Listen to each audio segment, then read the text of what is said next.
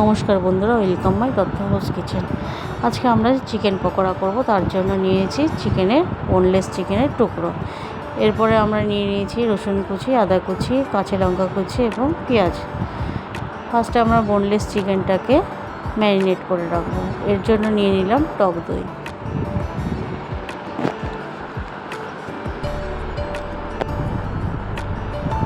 এরপরে আমরা একে একে এই রসুন কুচি, আদা কুচি, লঙ্কা কুচি, পেঁয়াজ বাটাটাকে দিয়ে দিচ্ছি। কে কোথা থেকে দেখছেন কমেন্ট করে জানাবেন, আর ভালো লাগলে সাবস্ক্রাইব করবেন। দেখুন বন্ধুরা, এরপর আমরা দিয়ে দিচ্ছি একটা ডিম।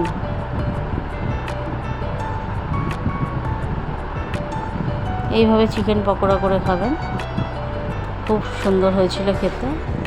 এরপর আমরা দিয়ে দিয়েছি লঙ্কার গুঁড়ো কিছুটা পরিমাণে, আর জিরের গুঁড়ো,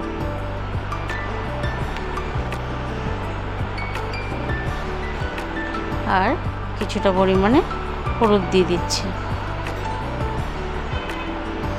এরপর স্বাদ মতন লবণ দিয়ে দিলাম, আর কিছুটা পরিমাণে লেবুর রস দিলাম। যেহেতু টক দই আছে বেশি পরিমাণ দেব না, অল্প দিলাম।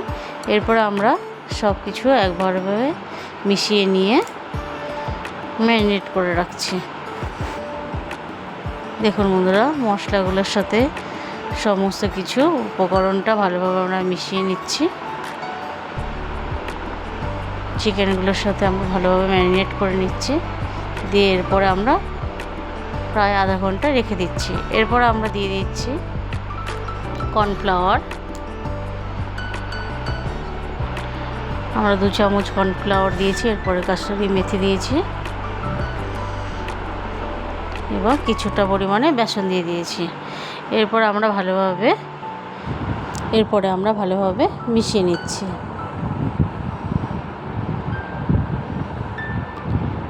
দেখুন বন্ধুরা, ভালোভাবে আমরা সমস্ত কিছু মিশিয়ে নিয়েছি।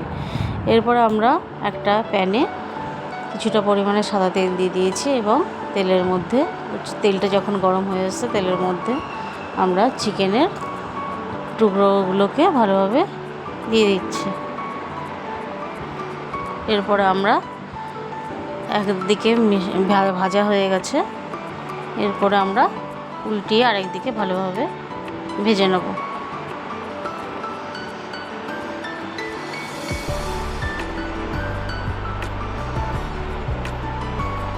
চিকেন পকোড়া গরম গরম চায়ের সঙ্গে খুব ভালো লাগে। আপনারা এইভাবে করে নেবেন, খুব টেস্ট হয়েছিল। দেখুন বন্ধুরা, প্রায় বেশিরভাগই আমাদের চিকেনগুলো উল্টিয়ে আমরা ভেজে নিয়েছি।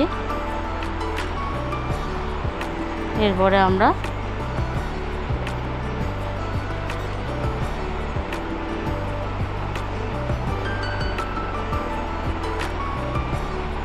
ভালোভাবে 2 সাইডে ভেজে নিয়ে আমাদের চিকেন পকোড়া রেডি হয়ে গেল। এটা সস দিয়ে খাবেন বা চায়ের পকোড়ার সঙ্গে চা দিয়ে দারুণ লাগে খেতে। রেসিপিগুলো ভালো লাগলে সাবস্ক্রাইব করবেন আর কমেন্ট করতে ভুলবেন না, আর লাইক করবেন। নমস্কার।